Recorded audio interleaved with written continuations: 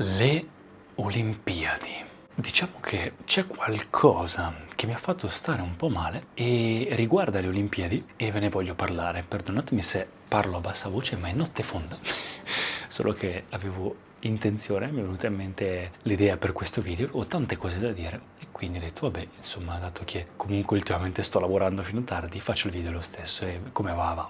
È più un modo mio anche per esporvi i miei pensieri e documentare il mio percorso insieme a voi. Perché? Perché mi avete chiesto di parlare delle Olimpiadi e sono finite da pochissimo, però ci sono state cose un po' controverse. C'è stato l'inizio della parata, che quindi tutta la woke culture, c'è stata la parata in cui hanno, tra virgolette, la gente si è arrabbiata perché hanno preso in giro un po' alcune religioni, c'è stato un po' un casino, quindi diciamo che è partita già controversa di per sé. In tanti si sono lamentati dell'organizzazione, gli atleti si sono lamentati del fatto che non si dormiva bene, si sono lamentati del fatto che alcuni sono stati derubati, quindi della sicurezza di Parigi, altri del fatto della Senna, quindi che volevano far fare alcune gare all'interno del fiume di Parigi e diciamo che fino a qualche giorno prima non era nemmeno balneabile, quindi tante cose controverse.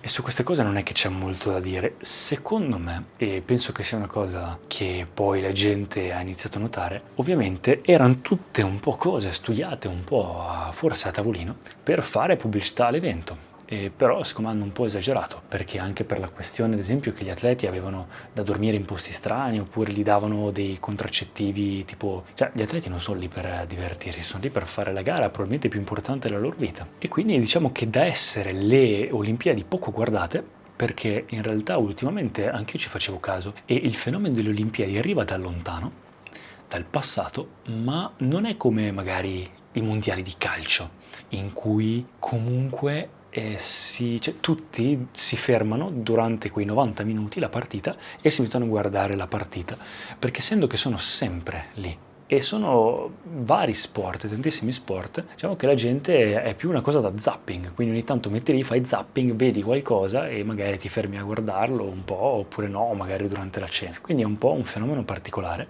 e quindi per dare più visibilità dall'essere non guardata, Parigi dato che si è sponsorizzato da sola la cosa, da quanto ho capito, ha creato tutto un po' un piano di marketing così, in modo tale che gli atleti potessero parlare di queste cose sui social, quindi i giornalisti avevano qualcosa da dire, insomma portare un po' di drama in tutto ciò per far parlare, ecco. E poi ovviamente ci sono delle cose che si sono fatte anche, che hanno fatto pubblicità in modo diciamo automatico e autonomo, come ad esempio alcuni meme che ci sono stati, come quello della ragazza cinese, mi sembra che ha vinto insieme alle altre sul podio e ha morso cioè ha copiato quello che facevano le altre due, oppure il selfie, quello tra Corea Sud, Corea Nord, eccetera, eccetera, quindi anche a livello politico gli atleti non gliene frega niente, oppure anche il tizio con la pistola, che è quel tizio turco che ha vinto la medaglia d'argento senza nessuna protezione, nessun mirino né niente, bam, quell'ex veterano che ha vinto così, fa troppo ridere. O anche per finire questo, diciamo, preambolo a quello che volevo dirvi, anche quello che è successo con il pugilato, con le due pugilesse che hanno combattuto e dato che quella italiana si è fermata per vari motivi, tutti hanno iniziato a dire su all'altra e all'organizzazione in generale perché c'è stato il problema che si pensava fosse una persona transessuale, quindi tutti dicevano gli uomini non possono combattere con le donne e quindi c'è stato tutto questo problema che di colpo è esploso, su tutti i social non si parlava d'altro, quando in realtà era un'incredibile disinformazione, perché questa donna non era transessuale, cioè questa persona non era transessuale, era intersex. Significa che cioè che è nata donna, semplicemente aveva dei tratti più maschili. E questo non la rendeva sicuramente una persona con cui non poter combattere, cioè legalmente lei era lì per combattere, tant'è che ha vinto la medaglia d'oro alla fine e indipendentemente da tutto io quando ho visto questa cosa mi avete chiesto cosa ne pensavo, ovviamente io non sono tanto convinto del fatto che un uomo o la donna, cioè della questione di darsi etichette o definirsi in un certo modo, perché secondo me si creano più barriere che altro e la barriera non è mai il modo giusto per creare inclusività. Questo è il mio parere personale. Però allo stesso tempo diciamo che un uomo e una donna hanno performance diverse. ma nel caso di una donna intersex, nel momento in cui le Olimpiadi hanno scelto di farla combattere, non capisco perché l'altra persona si sia ritirata, anzi forse ha fatto brutta figura, perché comunque sei una atleta professionista, cioè, ti sei allenato tutta la vita per arrivare lì, un pugno troppo forte, cosa significa? Paura, ok, però voglio dire, ne hai combattute di persone nella tua vita, sei arrivata lì, rappresenti l'Italia, cioè, anche se ti compare Godzilla davanti, dai il massimo, cioè, questa è un po' la mia opinione, allenati combattendo con uomini, non lo so, in qualche modo, insomma, sei una combattente, quindi non l'ho capita tanto come cosa. In realtà non ho neanche capito perché ci sono così tanti sport alle Olimpiadi. Non ho proprio capito questa cosa, perché cioè, capisco tipo gli sport, quelli olimpici che ci sono dal passato, ma non capisco ad esempio tipo la breakdance. Quest'anno hanno inserito la breakdance, tipo skateboard, breakdance. Io non capisco tanto, cioè allora potenzialmente tutto può essere uno sport olimpico, cioè tutto può essere competitivo, anche il lancio dell'aeroplanino di carta. Quindi non ho capito bene il perché scelgono alcune cose e altre no. Cioè, vedere quelli che fanno nuoto, corsa con skateboard fa un po' strano, e allo stesso tempo anche il calcio, il basket, non le ho capite queste cose. E in più anche vedere tipo sport di una volta, quindi tipo il lancio del giavellotto, il lancio del disco, che magari una volta avevano un senso. Adesso boh, cioè una volta magari saltare con l'asta poteva avere un senso, ma adesso non lo so, magari sono mie opinioni, però vabbè.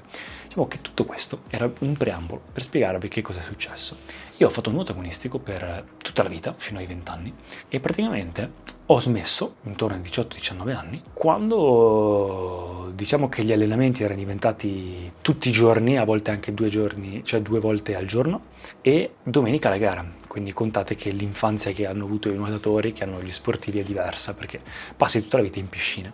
E siccome era il momento di smettere, cioè di iniziare l'università, di iniziare a lavorare, di fare qualcosa, o nuoto o quello. E quindi, siccome io non ero assolutamente un campione, ho fatto qualche mia piccola soddisfazione, ma non ero tra quelli bravi. Ho soldato gli italiani un paio di volte, 2 o 3 volte, ma non ho mai vinto qualcosa di grosso, solo a livello tipo locale, regionale, eccetera, eccetera. E a un certo punto, io mi ricordo, prima di mollare, a me del nuoto neanche interessava tanto, non sono mai stato appassionato di nuoto, mi ci sono un po' ritrovato e poi è diventata un po' inconsciamente la mia vita, perché oltre alla piscina non conoscevo altri, i miei amici erano lì, era tutto lì. E diciamo che e quando sei piccolo non è che ti poni tanti problemi, fai quello che ti viene detto di fare e via, come a scuola, non è che ti poni il problema, ma devo andare a scuola o no, a 12 anni ci vai e basta.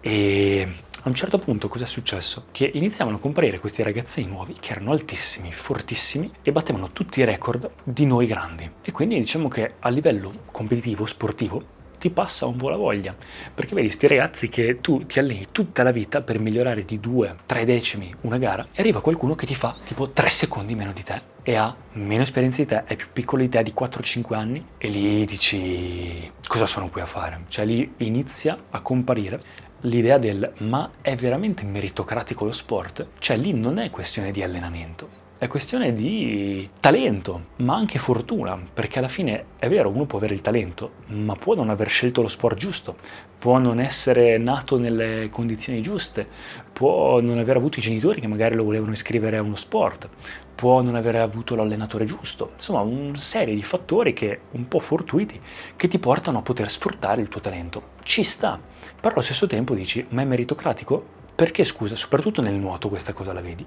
che vedi tutti che vanno avanti tipo così durante la gara, e poi a un certo punto c'è uno che è tipo tanto distante da tutti, dal secondo, dal terzo, da tutti gli altri, e li vedi, ma scusa, ma gli altri sono tutti dei pirla?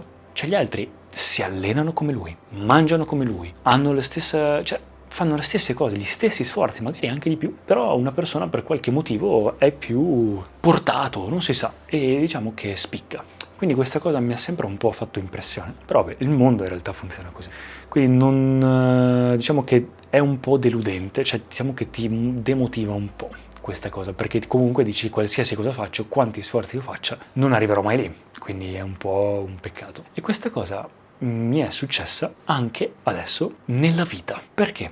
Perché questa cosa mi è successa con un ragazzo che ha vinto la medaglia d'oro alle Olimpiadi ed era in squadra con me quando ero qui. Il ragazzo di cui parlavo era in squadra con me, che è Thomas. Io non l'ho mai conosciuto a livello personale, solo quando era piccolissimo, perché era uno dei piccoli quando io nuotavo a Verona, e facevo le gare in realtà con suo fratello che aveva la mia età, che più o meno aveva, diciamo, le mie stesse capacità, più o meno eravamo lì, ecco, persone normali. Suo fratello invece già vinceva tipo tutto da subito. E diciamo che, vabbè, te la metti via, a me del nuoto neanche interessava, ero contento, dicevo, beh, insomma, bravo, sono anche fiero che qualcuno della mia squadra sia arrivato così in alto, ecco. Poi, in realtà, tipo, ho iniziato a vedere che dato che queste Olimpiadi, fatalità, erano un po' controverse, come dicevo, si sono fatti un po' questa pubblicità da soli, ho iniziato tipo a vedere che questa persona mi compariva ovunque, perché aveva fatto tipo una cosa del dormire fuori, insomma vari scandali, varie cose che sono successe, vari meme, tra virgolette, per cui era comparsa e a un certo punto mi è capitato il suo profilo e ho visto che era cresciuto tipo di tantissimo i follower. Gente che diceva il nuovo sex symbol, tutte cose così. E insomma io in un attimo così ho detto, caspita, mi sono paragonato e questa cosa mi fa star male, mi sto proprio prendendo con voi al 100%. E inizialmente ho detto, ma scusa, ma perché mi fa star male questa cosa? Io ho lavorato tanto per non stare male, ho lavorato tanto per smetterla di paragonarmi con gli altri. Ognuno ha il suo percorso, come mai sto così male?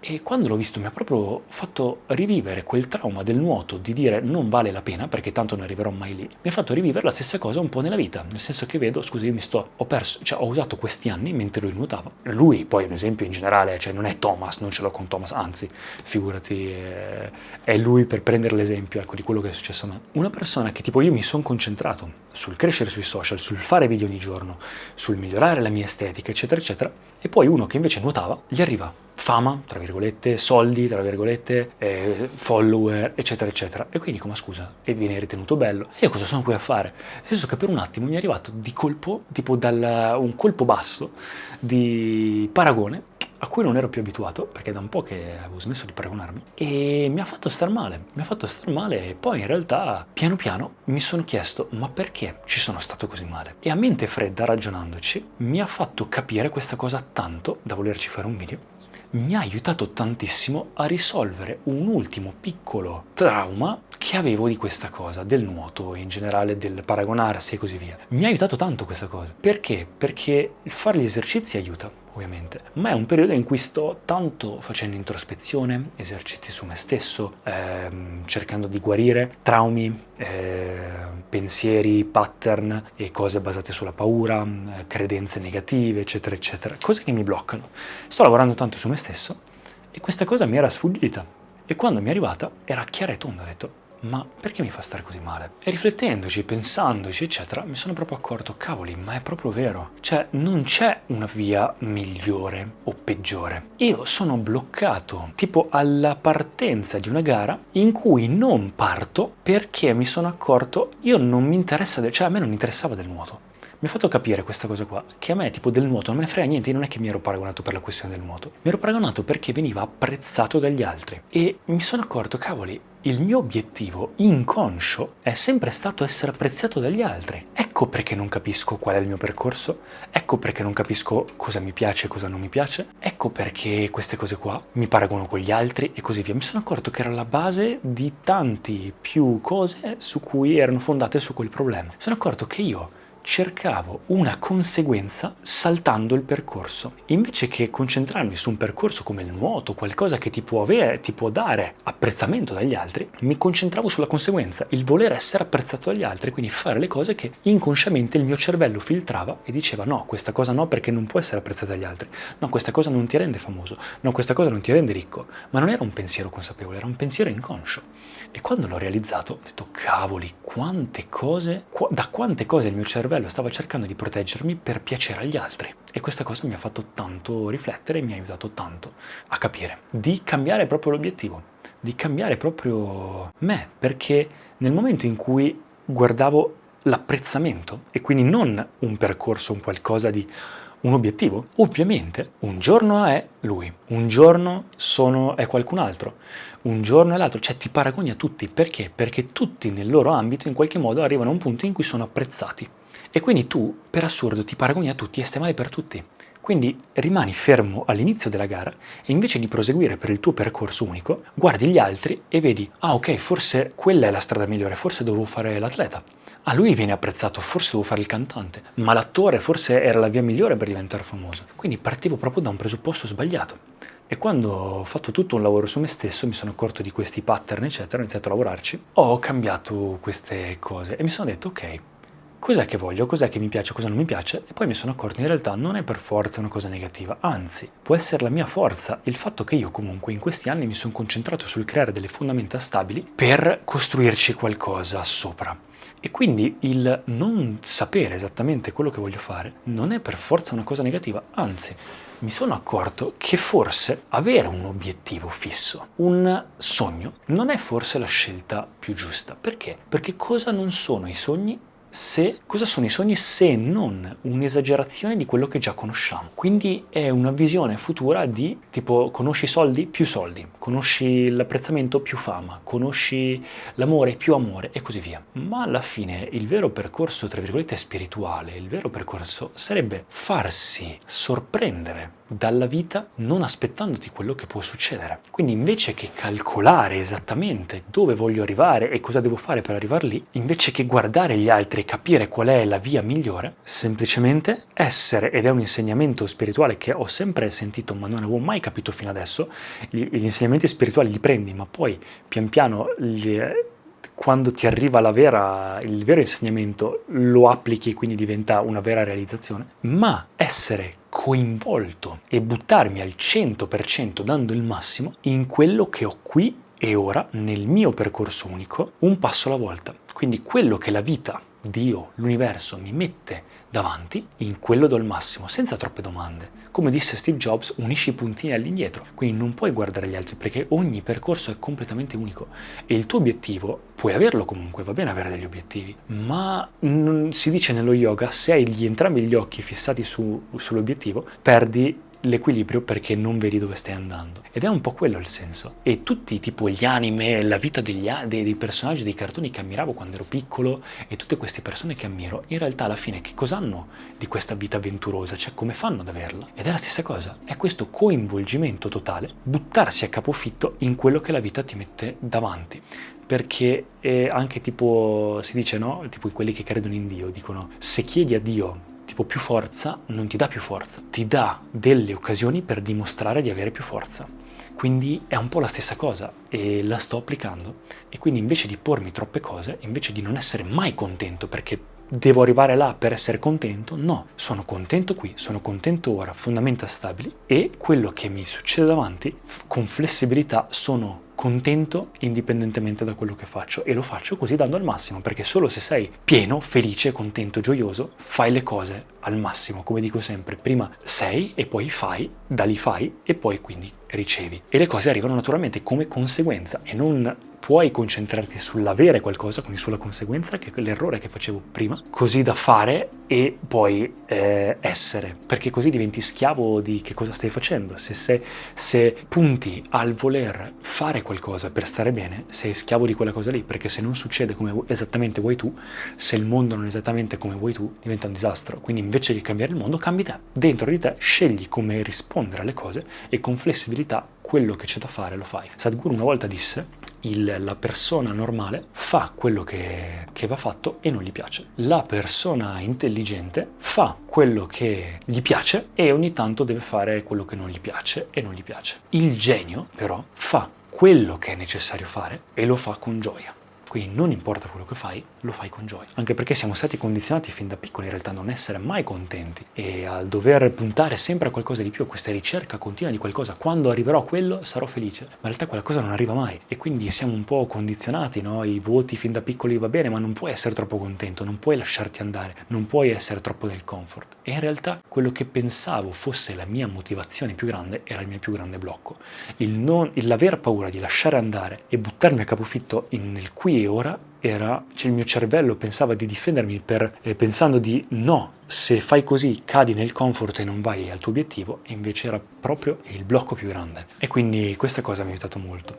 E in più a mente fredda, quando poi ho tolto queste cose qua e pian piano ci sto comunque tuttora lavorando, a mente fredda mi sono accorto, ma non è l'unico che è cresciuto. Mi hanno detto, ma guarda che è perché te hai questo bias che, essendo che lo conosci e lo segui, ti compare te. Ma in realtà tutti gli atleti sono cresciuti tantissimo, di follower, di fama, di soldi, cioè perché c'è stata questa pubblicità di Parigi, ci sono state queste cose controverse, quindi a te capita lui, ma perché segui lui? E quindi in realtà a mente fredda ha senso e in realtà bravo lui, cioè se lo merita.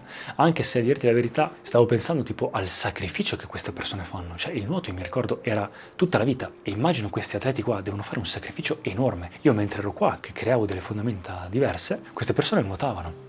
E mamma mia, io non lo farei più. Ho quasi un trauma del nuoto, non voglio più entrare in piscina se non per sguazzare un po'. E quindi a livello, tra virgolette, di soldi, fama, confronto magari tipo un calciatore, questo sacrificio enorme quasi non vale la pena. Cioè sì, vale la pena per te, ma a livello di società è quasi un po' poco. E in più mi sono accorto che quando tipo vedevo questi ragazzi così giovani parlare poi nelle interviste, cadeva un po' tutto, no? Perché li si idealizza un po' come persone incredibili, ma poi quando parlano ti accorgi che sono esseri umani normali e che in realtà il tempo che tu hai passato a lavorare su te stesso, loro l'hanno passato ad allenarsi e si impara molto comunque. Però comunque non ti crei quelle fondamenta stabili su cui poi supportare questo livello di fama, di successo. E quando si diventa, l'ho sempre pensato, quando si diventa tipo famosi troppo giovani o ricchi troppo giovani, è un po' un problema. Perché rischi che la fama sia un'onda e quindi finisce, oppure appena i giornalisti hanno bisogno di notizie, devono parlare di qualcosa. Quindi un giorno sei tu la persona più di cui si parla, domani fai qualcosa che non va, oppure dici qualcosa che non va perché non sei abituato a questo livello di attenzione che tutti ti ascoltano e cadi. Oppure non vedono l'ora di assalirti e quindi la fama va giù, oppure di colpo non sai più come tornare su, oppure rischi di perdere tutti i soldi perché non sai come gestirli. È un po' un problema in realtà e tanta gente ha rischiato di salute mentale nella storia perché sono diventati famosi troppo giovani o senza quelle fondamenta stabili. Prima crei delle fondamenta stabili su cui poi costruisci un palazzo, ma se non le hai stabili sali ma poi rischi di cadere. E quindi mi sono accorto che è vero, magari io a livello di achievements non è che ho fatto chissà che ancora nella mia vita, ma a livello interiore questi anni li ho passati veramente tanto a crescere e lavorare su di me. Così quando arriverà il mio momento, che non so quando sarà, sarò pronto per tutto quello che arriva. E intanto concentrato sul mio percorso, abbandonato totalmente a Dio, come disse il Bhagavad Gita. Metaforicamente, quello che mi viene posto davanti lo farò con piacere, perché alla fine chi sono io per dire cos'è giusto, cos'è sbagliato e qual è la strada giusta. Magari arriverò dove voglio arrivare in modo completamente diverso o magari farò cose che neanche ora posso immaginarmi e l'obiettivo sì, ma non avendo bisogno dell'obiettivo per star bene. Vorrò quell'obiettivo ma senza averne bisogno. Quindi ecco qua ragazzi, spero che il video vi sia piaciuto, perdonatemi il video lunghissimo ma ci tenevo a spiegarmi bene. Ci vediamo al prossimo video. Ciao ragazzi!